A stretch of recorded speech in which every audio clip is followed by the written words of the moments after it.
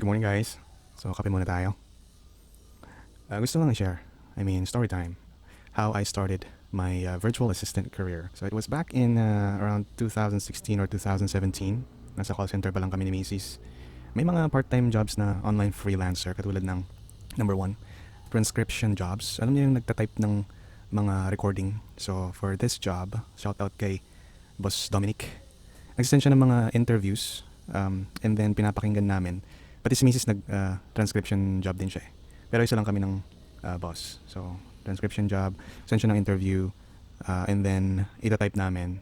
Tapos send namin sa kanya yung na-type namin. So, yan, medyo mahirap din yun. And then, writing jobs as well. Shout out kay Lou, batchmate ko ng high school. So, nag-try din akong magsulat ng mga papel ng mga estudyante.